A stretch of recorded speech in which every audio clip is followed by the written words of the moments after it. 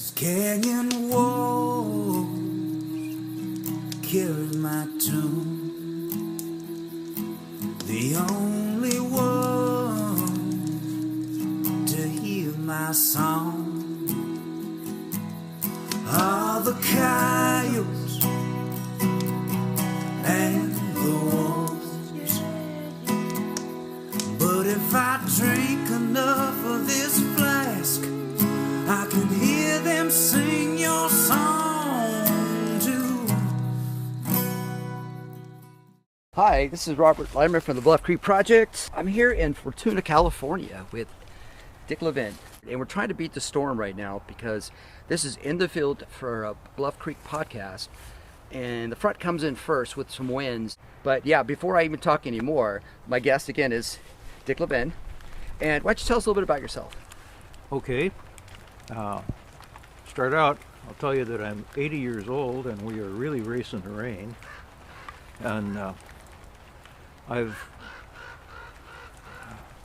was a forester on the Six Rivers National Forest. I was actually the forest hydrologist from late September of 1974 until the last of September of 1979. And during that time, when the Forest Service was heavy into liquidation logging, and a lot of my work was with roads and logging machinery, trying to keep as much of the sediment out of the creeks as we could, and to protect as much of the salmon and steelhead as we could. So I spent a lot of time, mostly from like the end of April or early May, and I would just be out in the woods almost every day, sometimes 6 days a week, once in a while 7 days a week. Yeah, it's a lot. So we were out a lot, all the time. From, we'd sometimes leave the office in Eureka at 6 and we wouldn't get back until 9 or 10. That's a long work day. Yeah, we're going to need umbrellas. And we're doing fine so far. It's what Dick's talking about is starting to do a little drizzling thing, but we're going to keep going as long as we can until, because we're inside the house, it sounds like we're in a cave.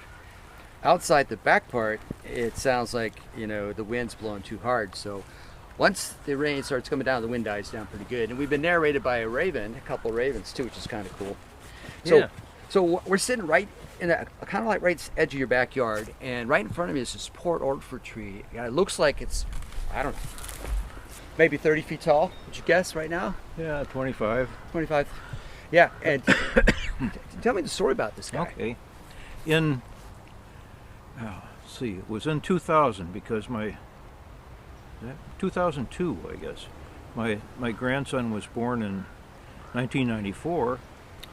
And when he was 8, that'd be 2002. Yeah. So we, my son Dusty and my grandson Forey and I had gone up to Bluff Creek, and this was before the Forest Service had torn out what we called the Middle Road, and it ran from the Bluff Creek Road. And actually went all the way to Louse Camp. We started on the Bluff Creek Road end, and we had walked over 2 or 3 gullies, and we'd driven my Bronco up as far up as we could, which wasn't really very far. Was to the first failed crossing, and we had crossed 2 or 3 of those, and we went to the site where in 1977 I had a very close encounter with a couple of them. I had explained to my son and to my grandson what we had done, and then we walked all the way back.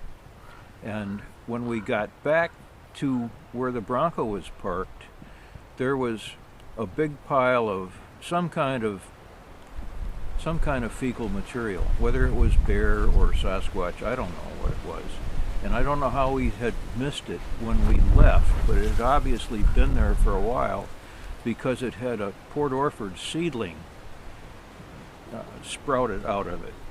And we decided, my grandson and I decided, we'd like to take that seedling home and plant it in the yard. And when we got home, he told his mom, he said, "Mom, I got this plastic bag full of Bigfoot poop." And she said, "You're not going to put the Bigfoot poop in my freezer. You're going to take it out and fertilize that Port Orford with it." Yeah. And so we did, and here it is. Those are great stories. I've got some acreage, and I've got trees, and they got stories with my trees too, and they're all special. They're all my babies, and that's pretty cool. Yeah, I want to thank you for this opportunity to interview, because how long have we known each other? I guess it goes back to about 2012, maybe? Maybe sometime before that. Yeah, 2011-ish. Yeah. And when did you first get to the louse camp, would you say?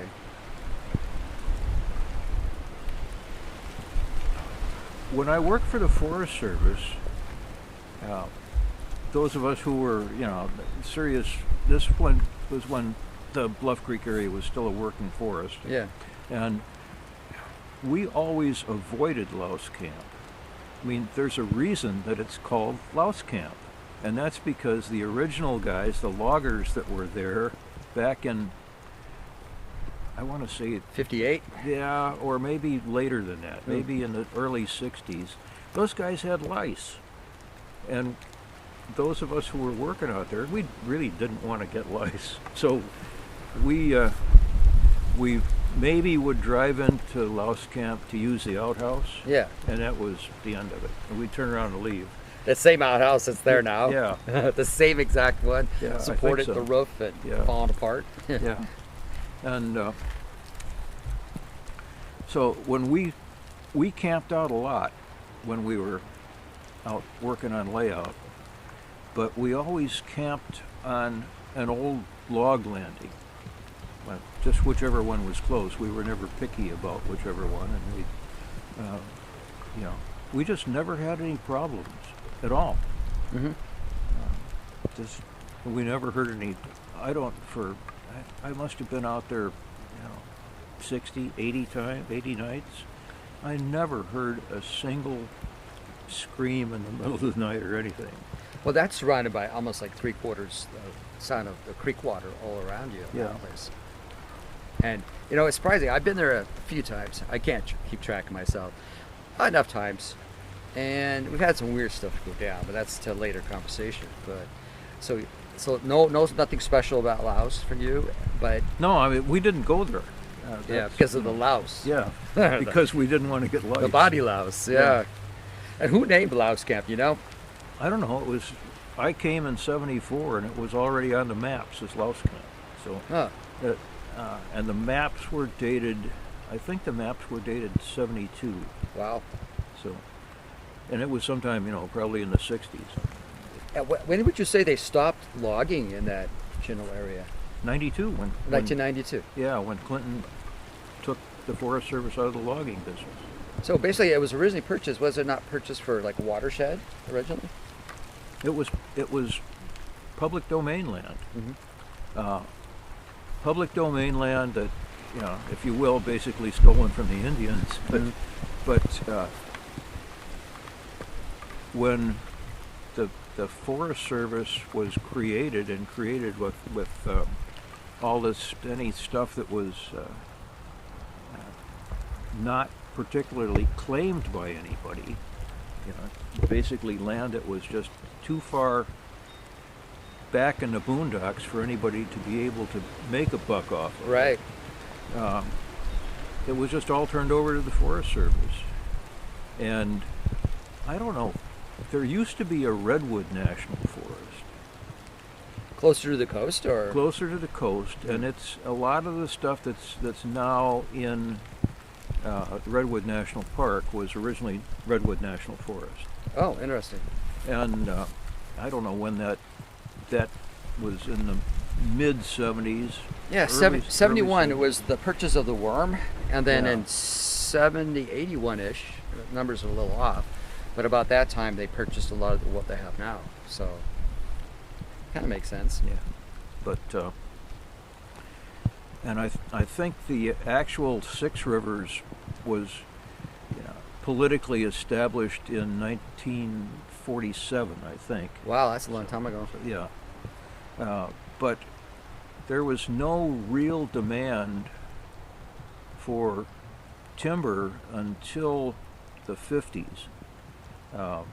By that time, by the late 50s, all the Doug fir that was commercially available to without a whole lot of work to the mills around Eureka was mostly cut out. And that's when it was late 50s when the Forest Service was told it was time to go log. Because there's that transition between redwood products and then construction grade Douglas fir. Yeah. Well, until World War II came along, nobody had any use for Douglas fir. And it wasn't until World War II when they discovered, hey, you can make plywood out of this stuff and you can use it for construction. And, then it became, and with the post-war housing boom and building boom, it was in demand. And that's when serious loggers, really made inroads into the forest. And early logging was all tractor logging. And the roads were just, or the hill slopes were just too damn steep for that. It is a steep terrain there. Yeah. And so they had to really invent cable logging, but it wasn't invented here. It was invented in Idaho or someplace. But and the first cable logging was done with ground skidding, and that just tore up everything. And it wasn't until even the late 70s, maybe 77, 78, that we really began to do a lot of serious cable logging with high suspension rigs. And that's like the science behind it today. Yeah. When would you say they started thinking about low impact logging? When would you say that started? Certainly after my time. I wanted to say it probably was in the 80s. Okay. So, but there was sure no low impact logging when I was working around. And the signs are still there today. I mean, you could see the cables and the cut trees. You can still see the erosion. green or the blue paint on some of the trees. If you more on the west side of the Bluff Creek drainage, which was where I was working. Yeah. So the blue paint, that's like tagging the trees that are going to be removed. That's kind of what you did. Yeah. So what would your job be? If you say sum up your what you did for. I was mostly concerned with the drainage of logging roads. Yeah. So as to keep as much mud out of the creek and keep the roads in as stable a condition as possible. So, what would your title be? I was the forest hydrologist. Forest hydrologist. And each of the districts had either a hydrologist or a hydrology tech. And those guys were all, I wasn't their supervisor, I was their technical coordinator. Yeah. So we tried to figure out who was going to go where and do what. So that's a pretty interesting career that. I remember when we first met you, you talked about that. And I know there's a story that happened to you. You have a few stories that you like to share. One I really love, but that's one you're really hesitant to share. And I think that one's associated with this tree we're sitting next to. And the other one, you've shared it in a couple shows already, actually. It wasn't that long ago. You and I both were being interviewed on the two shows, I believe. One was In Search of Monsters, Bigfoot, September 2018. Yeah. And they interviewed your story with a chemical toilet behind you. I remember that. That was great. And were you with us for the Robbie Knievel deal? Yeah. Yeah. And that one was Knievel's Quest, Bigfoot. And that was this year, in the spring. I think it was March. Right? That was the day before we closed down. Right, yeah. Before the COVID thing kicked in. And a lot of those guys on the crew were coughing and hacking away. I remember that. But I had COVID evidently, but yeah. So Bigfoot succumbs to COVID. Well, who knows? I don't know. It's crazy. Like, I don't think so. Yeah, this whole COVID thing. Well, the one I have often talked about was 1977 during the hog fire. So that had to be early August of 77, and the area on the east side of the Klamath around Red Cap Creek was on fire, and it was, I don't know, tens of thousands of acres were on fire. It was quite serious, and the Forest Service was rounding up any warm body that was physically fit and sending them out to the fire line. And I spent enough time on fires, and our work requirements never went away, and saying, well, I didn't get that done because I was off on a forest fire, that wasn't a good excuse, an acceptable excuse. So my work partner, another hydrologist, and I had left Eureka at 6 in the morning, and we left early because if we were out of there, and this was back then, we didn't have any. This thing's still working? Oh, we're still good. We didn't have any things like cell phones or even radios in our trucks. Once you were out, and then nobody could get in touch with you unless they either tracked you down or you came back to the office. Yeah. So when we got to Willow Creek, all of Willow Creek was full of smoke, and it was probably 7 in the morning. The street lights were still on, even though it was August, and they were on probably all day because it was smoky. So we drove up 96, and we got, by the time we got to Orleans, it was just about 8 o'clock, and we stopped at the ranger station just to let whoever was in the office at that time know where we were going, and it was just a formal courtesy that we always did. And the guy that was the district ranger at that time, and I can no longer remember his name was Paul something or other, but he asked us if we had do you guys have a good camera? I said, yeah, we've got a single lens reflex Nikon, and we've got all this film, and we got tripods and cable releases and all that stuff. So he told us about the theft of some Port Orford logs, and he said he went up there, but it was too dark for him to take pictures, and he would appreciate it if we photographed the place. So my partner and I had a whole work day planned out, some things that we wanted to do, and not photographing this stuff was not really high on our priority list. So we agreed that I would take the camera. He dropped me off at the place where there were 2 stumps, and it was obvious to see what happened. So I should say that big Port Orfords were worth quite a lot of money. Those 2 Port Orfords loaded onto a ship in Eureka were probably worth $50,000. Wow. And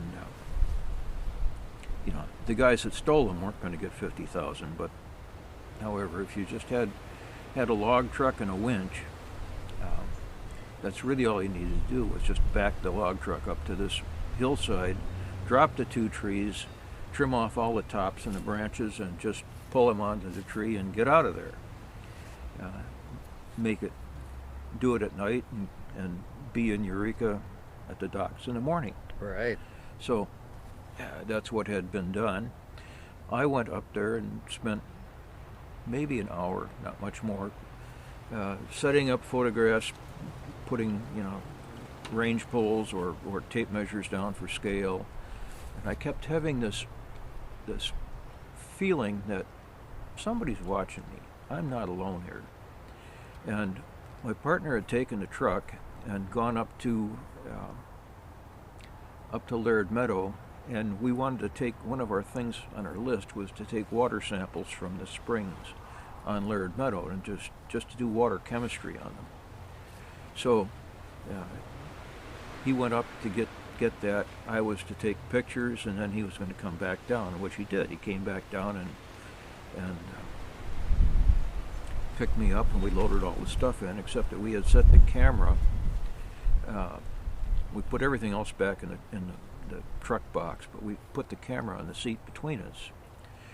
And then we drove down this middle road as far as we could, and there was a place where the road, a stream crossing had failed, and we simply couldn't go beyond that.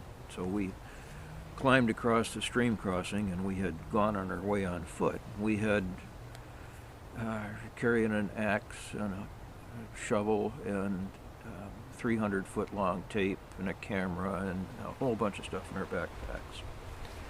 And we were mapping the actual surface drainage on the ground and following a flag line that said, well, this is where the road is going to be reconstructed. We're going to go here. And we were trying to figure out what size culverts were needed and outslope requirements and just general technical stuff about road building.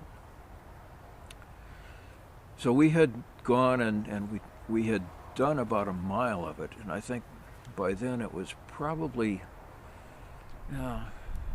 it was well after noon. It was probably closer to maybe 4 o'clock, 5 o'clock. And we'd started back, and we got as far as our truck, and we had turned it around and were driving back down the road.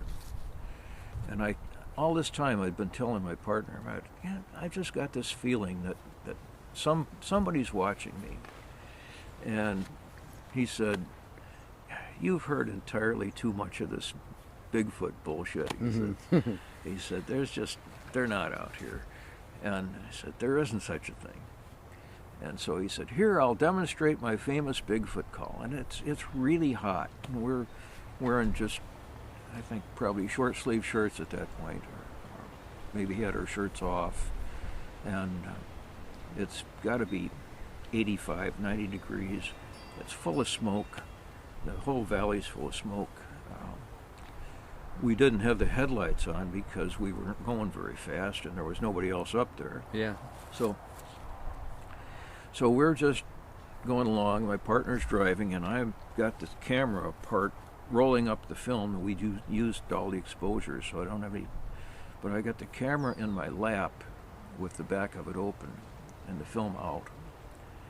And all of a sudden, my partner puts his foot right to the floor. And this is a V8 Chevy. It'll go pretty quick. Yeah. And on this little road, he probably got it up to like 25, which is frightening on a little, really 2 tire tracks. That's pretty damn fast.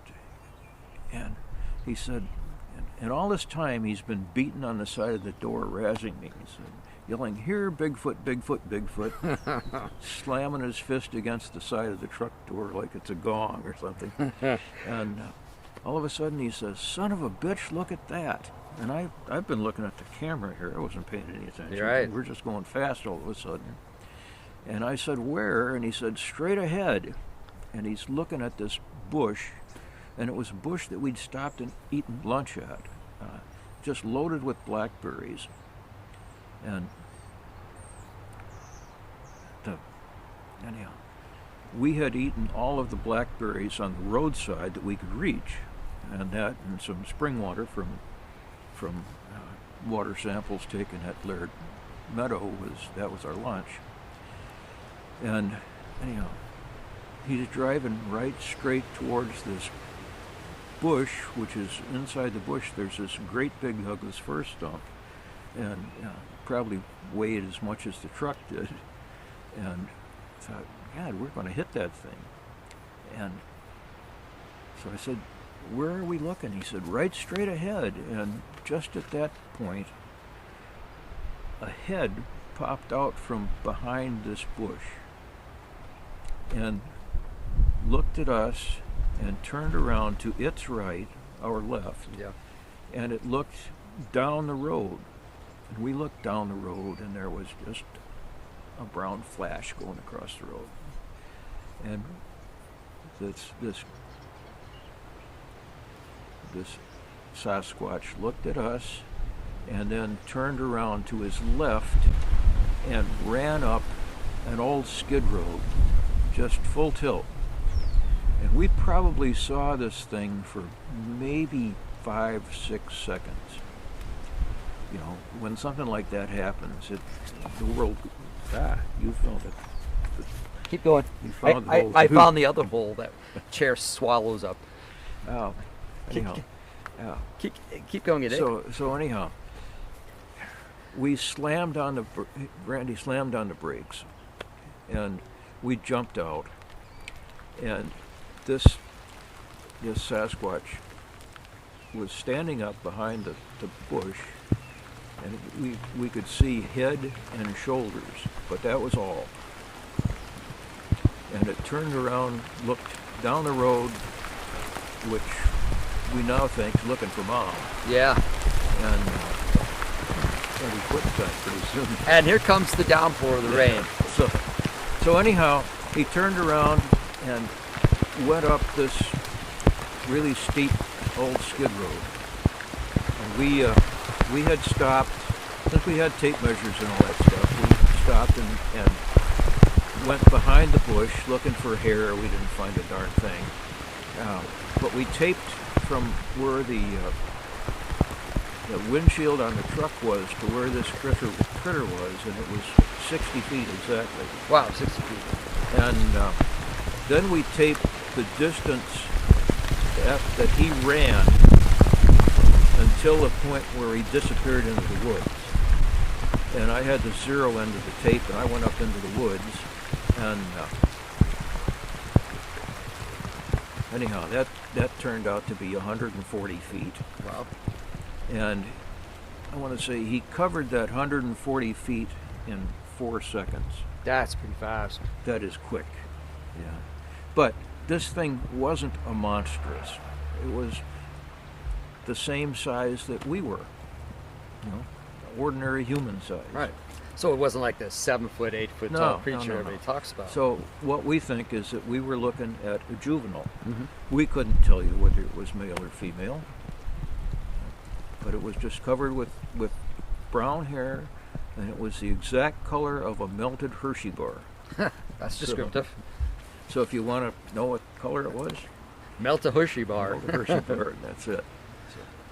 That's exciting. At that point, did you believe there's such thing as a Sasquatch?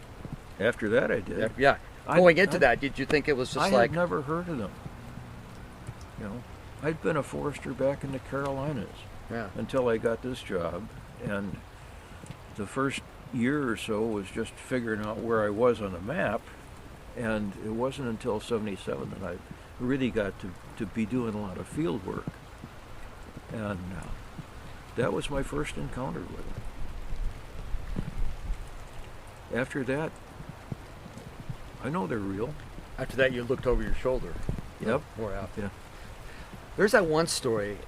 You first told it to us around a campfire at Louse Camp, and it was awesome. There was sun was setting, fire was going, and it's a story, and you've never shared it since then. I don't know if you feel like sharing it now, or I'm not going to pressure you. No. Because that story left a big impression to me. Spending time out in the woods and spike camping how you did by yourself and having that encounter, but yet you still go out in the woods. Yeah.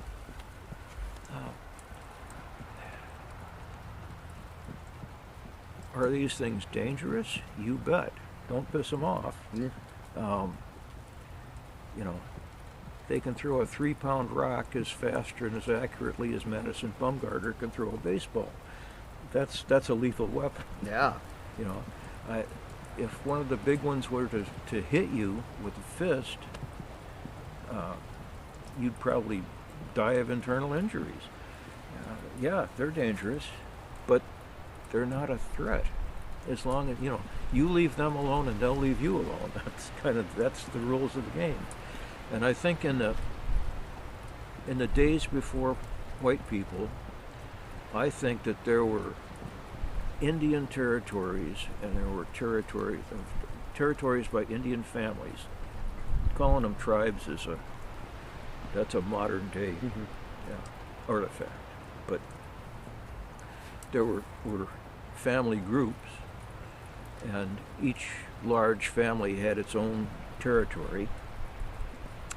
And then the territory in between that was where the forest people lived.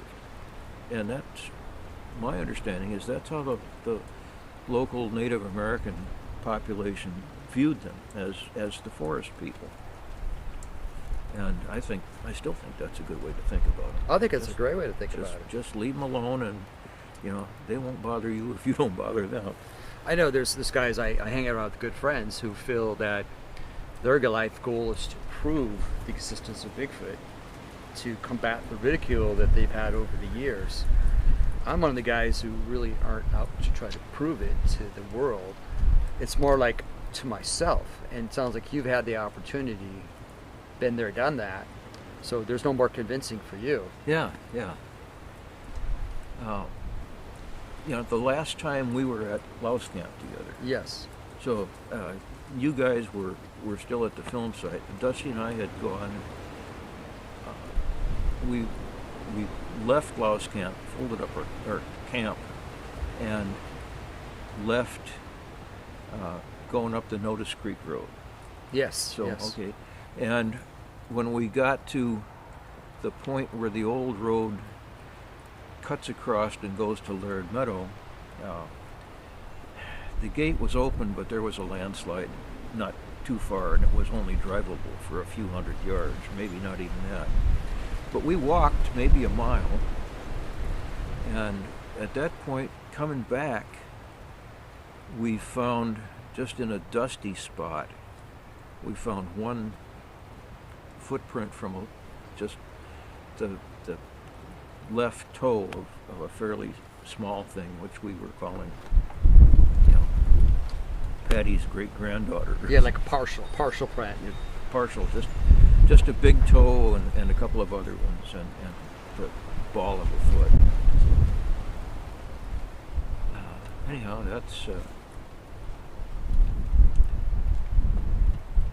that's it. I have had other experiences with them. I mean, they are there, and how many? I don't know. Not a huge number. And I want to know. I really want to learn about who they are and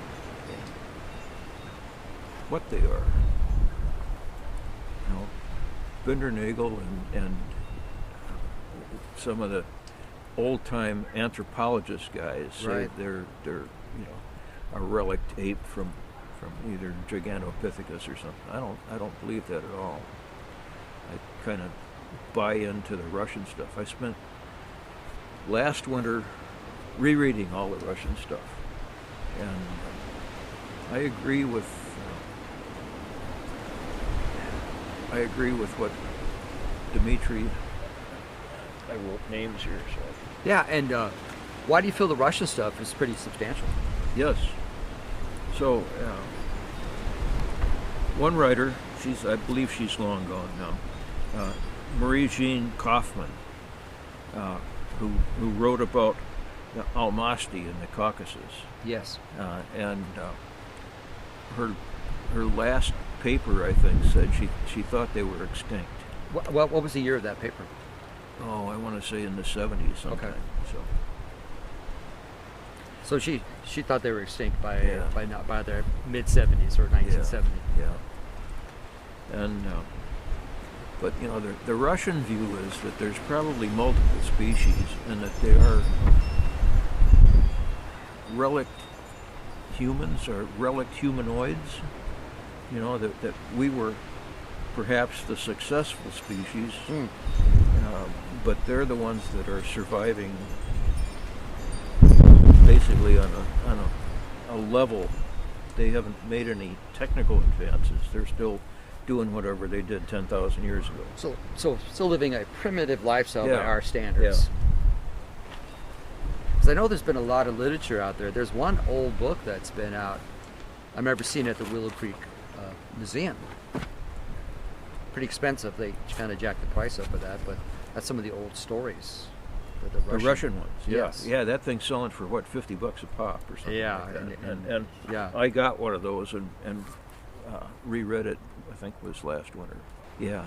So when when people talk about the apes of Mount St. Helens, Mm-hmm. they're not talking about some 9-foot tall critter. They're talking about a multiple small black, human-sized critters that throw rocks. And that same pattern comes through on a couple of the islands in southeast Alaska. And so my thinking is, that's a different species entirely, with different behavior patterns than this really big guy.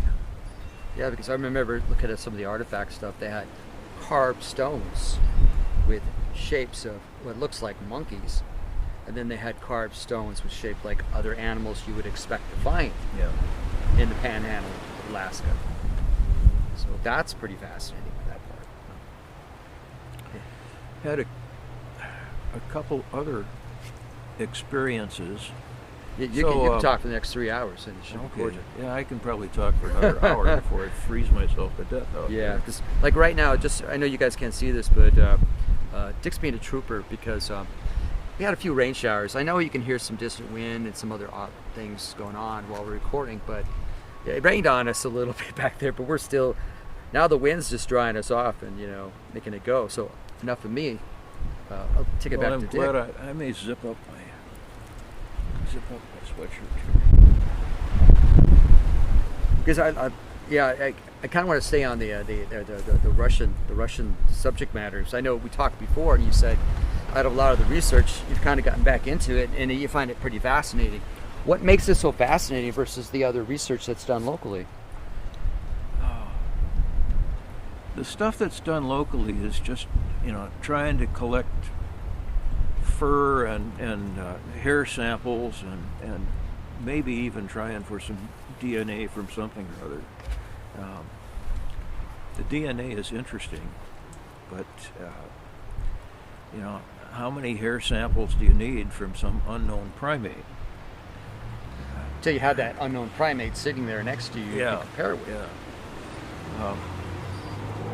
And maybe there's more than one unknown primate. That's what the Russians are saying. Just, it's a matter of where the individual, the guys in Russia have all of Siberia, to look at. That's a pretty wild place, I hear. Yeah. And so they're seeing lots of different things, and they're saying there's 2 or 3 or 4 species depending upon where you are. And that makes sense. You're saying like geographically isolated Yeah. leads to a isolated gene pool, which give me some variations. I mean, you look at some of the earlier fossilizations or the earlier human species, every time you turn around, they got something new to add, like the origin of man, where it's not what we thought it was, or it's over here, and they're finding these arc sites that are older and older and older to establish. Questioning all the theories that have been passed down, like the Bering Strait, the going over from Asia to North America, and it happened, but it's not the main source of genetic information. So you're in Russia. You have isolated geographic areas. So And Russia's a great big place. Yeah. I mean, it's way bigger than the U.S. and Canada in terms of area to cover. So, and there's a half dozen Russian investigators. Right. So that's. So you think it'd be a great place to go do some more research and hook up with some of the researchers there in Russia? I'm 80. I can't do the field anymore. If I was 40, maybe I'd learn Russian. And think maybe to have a go there, because I think they're onto something. But I think those guys are the guys I've read are all getting old too. So. Oh yeah, we just lost one of our Russian researchers earlier this year. Which guy was that? Oh, I can't think of his name right now. Bayanov? I can't remember now. Yeah. He passed away, and he's one of the original guys doing the research. Yeah. And he was one of the guys that I had email contact with him in 1999 and 2000. when we were talking about the supposed capture of a live burned up Sasquatch by the fire department. on the fires in Nevada. Yeah, that was a while ago, wasn't It was 1999. it? And I was on the Nevada fires. That was the last big fire I went on. So I had opportunity to view the site before and after. So, But you haven't heard anything further on that. There's no confirmation or another one of those urban legends that you hear about, or you think there's some truth to that? something happened, and that's what I had told Dimitri, that my job on that particular fire, I was on a burned area emergency rehab crew. My particular job was to look at soil to see whether any of it had been burned so badly that it would lead to sheet erosion and massive floods from a quick rainstorm. And I didn't see any of that. I looked at a lot of places, like say the northeastern quarter of the state. So I covered a lot of ground. That's a lot, yeah. And I looked at every place that we had set up as a machinery depot or an equipment readiness yard. We wanted to make sure that those places weren't polluted with spilled fuel or anything. And did we do a reasonable job of rehabbing them? And they were all pretty well cleaned up and done the same way, until I got to the site where this burned Bigfoot was supposed to have been taken. So you actually got to go to that location. I went to that location on purpose to investigate this, or it just happened to be? No, it just happened that I Yeah. went there. That was the next place in line that I had to go to. And that place had been very carefully scraped, and they had run bulldozers over every square inch of it. Excessive, you're saying? Oh, absolutely. I didn't see that anyplace else, just at the Battle Mountain site.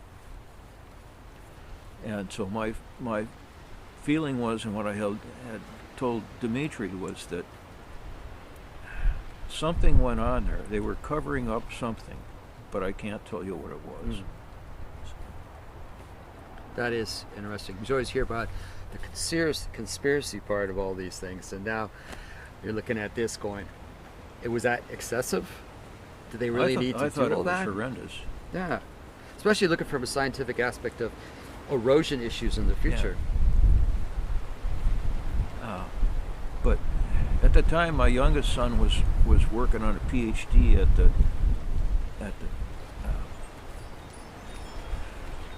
Desert Research Institute, Dirty Rotten Imbeciles, DRI, out of. He was working out of Reno, but he was at a substation that was farther out in the field. And I had called him. I called him up. We had cell phones at that point, so I called up my son and said, we heard this story that the government has captured a Bigfoot and took him to some secret location. And if they took him to DRI, how long would that secret stay secret? And he said, well, how about 10 minutes? How does that sound? Yeah, that sounds about right. Government agency. Yeah. So anyhow, they didn't go to the Desert Research Institute. They probably, if they took the thing, they went to Fallon Naval Air Station. It would make sense to get as far away as you can, find a temporary staging area, but yeah. So I don't know. Interesting. What I can tell you is I went to the site where it was supposed to have happened, and that site was just treated not like any other site in the burned area in Nevada that I saw. Would you say it was sanitized? Yes. Yeah. Yep. That's fascinating. Hey, I want to add a few more things here and questions to ask you. Is the film site? So the first time you went to the Patterson-Gimlin film site Was with you guys. with the Bigfoot blowout, Yeah. and we had Bill Munns, we had Daniel Perez, who Yeah. wasn't so sure where it was either. Bill Munns had never been there, and we had like a total of 17 researchers that day, Yeah, I was including there. yourself. Yeah. Yeah. So we went down to this film site, and we did the big bell, and we let Bill Munns walk in first to take a look at it, so he can have this peace of mind there. Mm-hmm. What was running through your mind when you were standing there looking at these background trees, and we finally got a lot of the vegetation knocked down, so you could see some stuff? Well, remember, I'm a hydrologist, and Yeah. I've seen the Patterson-Gimlin film 550,000 times, like everybody else, But my thought was, wow, Bluff Creek has really changed. It's down cut probably by 6 feet since Roger was there with his movie camera, and that the stuff that was open is no longer open because the stream has cut down 6 feet. It no longer meanders in there, and so everything's grown up, and that's why it doesn't look at all like the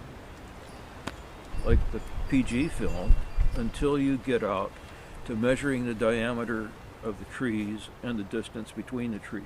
Right. And the big trees are the big trees. They're all the same. So, and I don't know if you guys remember that you borrowed my tapes. We did. He has a 300 foot survey tape, Yeah. which came in really handy. We used that for a lot of the big measurements. Yeah. Yeah. And I even borrowed it after that to do some more work, because my 25 foot tape measure wasn't cutting That it. doesn't cut it. But thank God with the compass you can do forward back bearings and still keep it on a straight line with flags, Yeah. like we originally surveyed the site. But I wish I would have had that survey tape when we first did the surveying. So you saw the stumps and you saw the artifacts that I've were seen. touched them with my hand, and yep, they're everything in the Patterson-Gimlin film. That's like Bill Munn said. Patty's the real deal. So it was kind of fascinating to get everybody down there and show it to them, because we were told that, oh, you'll never find it, or we're close enough. And even the film site experts at the time, I still give Cliff and Bobo a lot of credit, because they took me down there in 2007 and pointed to some trees in the background, and I'd be damned if I know which trees they pointed at, but it was so overgrown. Yeah. It's like a jungle trying to crawl through. If I had been going along with prints from the PG film in my hand, I wouldn't have picked out that spot. Well, that's what the researchers were using. Yeah. They're using frame 352, and they're walking around trying to use big trees in the background as their saving grace. Yeah. Yeah. But that was quite a journey. Hard to believe. In 2010, our group got together. Stephen pretty much in 9, just talking about it. I became a member in 10. We formed a group. We looked. So that's 10 years ago. 10 years ago. We know a lot more now. Oh, we sure do. I mean, every time we're heading down, not every time, but when we're heading down, we give you a call, and you can't. Sometimes you can make it, sometimes you can't, because you have a lot going on. But it's always good to get you around a fire and get you talking about stories, and the way it used to be. And yeah, I got one other. Yeah, I okay. don't tell very often. But yeah, so this is the privilege right now to hear this story. This is probably late April, early May 1979, and this was up. Damn, I'd have to look at a map. I've forgotten the name of the road, but it's not anywhere near Bluff Creek. Okay, and you're still working as a hydrologist. Still working as a hydrologist. The Forest Service was going to do what's called a devaluation cut. There are, if you look at an old map of Forest Service property, one that dates from the 60s or 70s, Okay. there's lots of little 40s and 60 and 80 acre squares on the very edge of either Six Rivers or Shasta Trinity for national forests. And the Forest Service long-term goal was to exchange those properties for holdings within the forest that were presently in private land. So they wanted to make their holdings contiguous and to get rid of these little outlying Right. areas. Yeah, that makes sense. So the Forest Service land guys in Eureka had worked out this potential swap, acre for acre. Mm-hmm. But I think 40 or 60 or 80 or whatever we were going to look at up, don't want to say, no, I can't remember the name of it anyhow. It's off the back road that goes maybe from Salyer to Hayfork. Still part of Six Rivers National Forest, though. Well, it's right on the edge, so it's almost Trinity National Forest. But anyhow, we drove up this road. I had never been on it before. In fact, I didn't even know it was in. I thought it was in Trinity National Forest, and it turns out to probably be a county road, a Trinity County road. And we drove up this thing, and we were going to go look at this area that the Forest Service was going to clear cut. After they had hauled the logs off of it, it was the lands guys had estimated they could do an acre for acre swap with something inside. So they were going to sell the timber to a third party, and then the people who own this were going to swap with the Forest Service. And what our question was, since this wasn't a Forest Service road, but we were going to haul, I don't know how many loads of logs, maybe 500 or something like that, down this road. Huh? That's a lot of logs. And what were we going to do to the road? Well, we were watching the snowpack, and we wanted to get on this road when it was absolutely saturated with. So we were watching the snow melt, and we had a day when the snow pack was uniform in temperature all the way down, and that meant, it's going to melt and run off within the next day or two. So we took a couple of four-wheel drive crummies and had driven through this really soggy snow on the way to there, and we were taking penetrometer measurements. That's just a spring-loaded pointer that we stuck by hand down into the road surface, and it tells you basically relatively how hard that surface is when the road is completely saturated. And from that we could calculate what the road was going to be like and how hard it was going to be during the dry period when we'd haul logs on it. So and this was to say, well, how much money are we going to have to put on the county road and all to haul the logs over this thing? So yeah, that was what we were out there to find out. In the meantime, we had driven out, and not through a forested area, but this is through something that was probably a big pasture, but it was covered with snow, and it was on the uphill side, and the road went across in a real shallow curve, gentle curve, and on the downhill side there was still more of this pasture, and then a big patch of berries, like Himalaya berries, probably, I don't know, 6-8 feet high. That's something like that. And down next to the berries there was an old range cow, and she had her head down and her horns pointed downstream, and she had pushed her calf into this berry patch with her butt and was holding the calf in there and was looking downstream. And then we stopped to look at her, and what we saw was coming downhill across this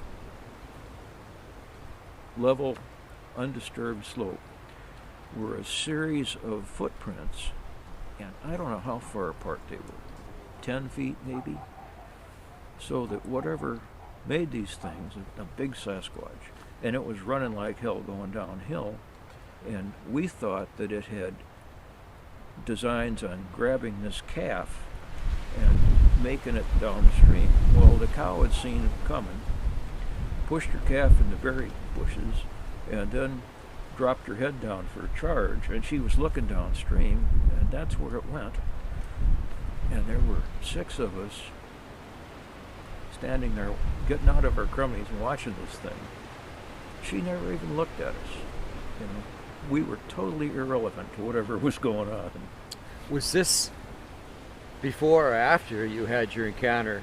Oh, this was after. Yeah, so now So you're it was on 2 page years with it. after. Yeah. Yeah. Now you have a better understanding of Yeah. what you're looking at and putting 2 and 2 together. So we looked, you know, it's because of the condition of the snowpack. All there were blobs. There were no toe prints or anything else. It was just, you know, it's like he was stepping through thick water. And we all backed up on the snow, tried to run downhill as fast as that. to duplicate it. Yeah, and Nothing. we all 6 of us tried it, and we all 6 fell on our asses. Nobody could come anywhere close to that. Were there doubters in the group? People like, oh, no, you guys are crazy. That's not what it is. No, everybody knew what it was. All 6 of us. Oh yeah, you can't go that fast. Well, that's a good testing to prove that. So Yeah. nobody said, oh, they don't exist. It just was like, shit, that thing must have been going. That is impressive. I've never had those type of encounters. I've had some strange stuff, but I'm a doubting person. I need more proof. Maybe someday I'll get it. But there's too much I can't explain of what I've experienced, but no concrete evidence to justify what I saw. I'm sorry, I shouldn't say what I saw. In terms of tracks or in terms of impressions in the ground or things picked up and moved or sounds. Well, I told this story to Barbara Butler. Remember Barbara Butler, the woman who wrote the Tracks book? No, I do not. Oh, okay. Well, she's probably gone before you ever got into this thing. So she's quite a bit older than I am. I mean, she must be. I know. I had heard that she passed away. Okay. Some time ago. But her comment was that cow, for all it was a range cow, domestic in theory, you know, she'd been out there for a couple of years, at least a year, raising this calf. She was absolutely a wild animal. She was turned into whatever was going on. Feral cattle. Yeah, and the fact that we were there was irrelevant to her world. So that was Barbara's comment. That's a good observation. I get something similar to that. Is I was with Stephen and Nadia. We were walking down the road, 12 and 13H, to the film site. We had to park our car about halfway down because a log had blocked it. So we're walking along, I got my camera with me, and I hear movement above me, and I look over and I see the vegetation parting. And you can hear something's coming down the hill towards us. And that location, actually, it's almost at the berm right now. It's on the left side, right before you, the first flat before you get to the berm, on the left. So finally it appears it's about that tall. I'm looking about maybe 2 feet. Spotted fawn runs down the hill right between all of us, not even giving us a second look, takes off the road and it cuts back up the hill farther down the road, and we're watching this in amazement. Then we hear something larger coming down the hill. We look over and there's this big old bear crashing down the brush, sniffing the ground, following the same exact path that the fawn took. So much for that theory that fawns don't leave scent. Yeah. The bears are the best sniffers around. And we had to yell at it to stop it from taking the final leap down towards the road where we're at. But that fawn was oblivious to us. Yeah. I mean, knew we were there, but it was more of a risk to stay where she was or he was than it was to run down between us, which is fascinating. So I can relate to that. Well, I know it's getting cold here with the wind and everything. I'm okay now. I was chilled before, but Yeah. I'm going to have a bowl of soup or something after. Cold hands, warm heart, you Yeah. know.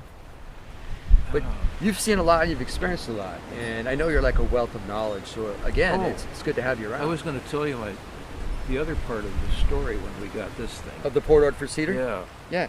So we're walking back on the remains of this old road and crawling over these 2 big gullies where we got to go hand over hand 20 feet off the ground.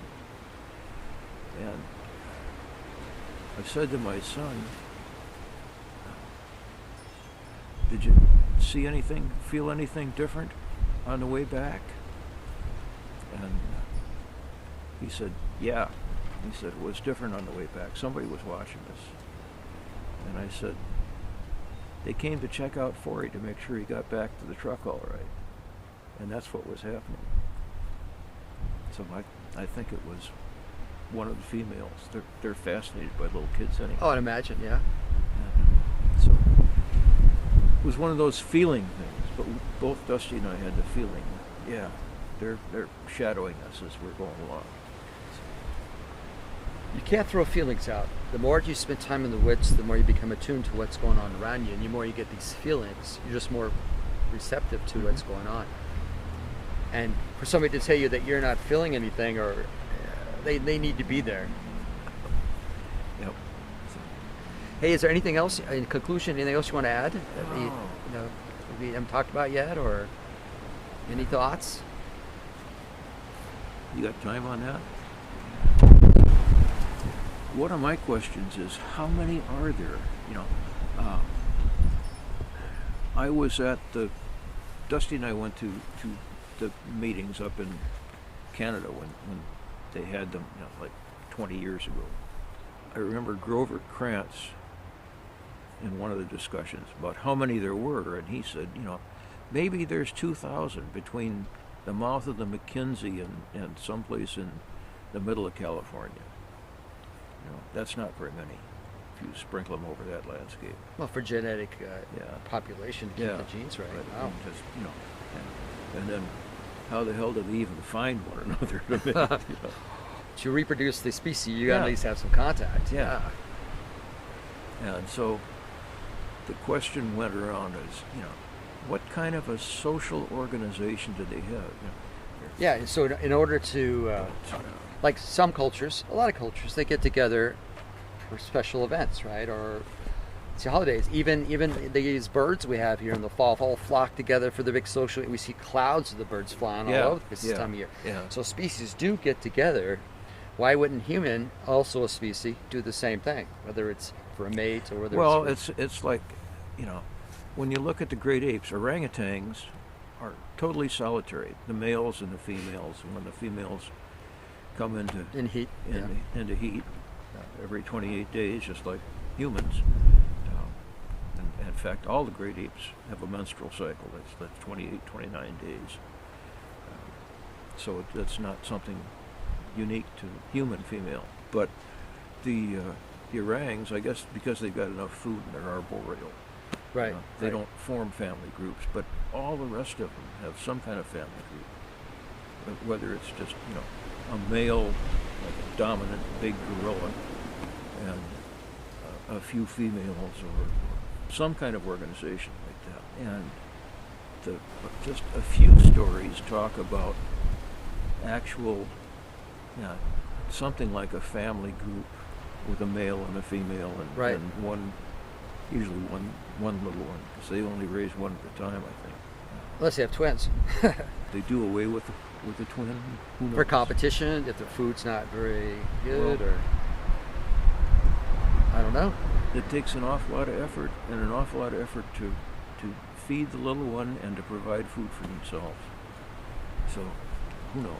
But Albert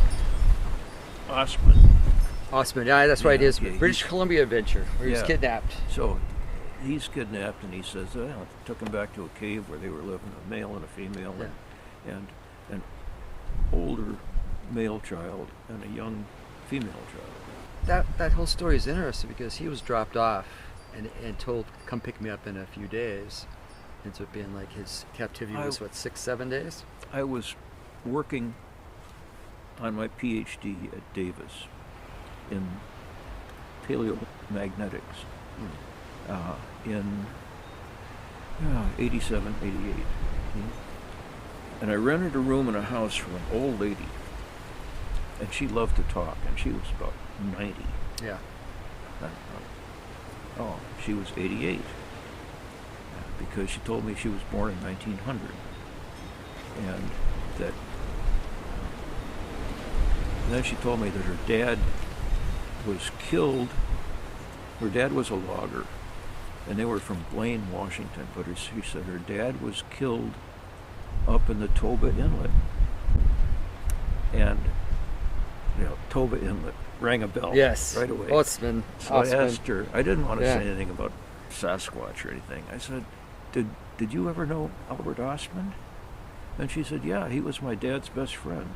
Fascinating. And he said when Dad got killed, Ostman was working with him.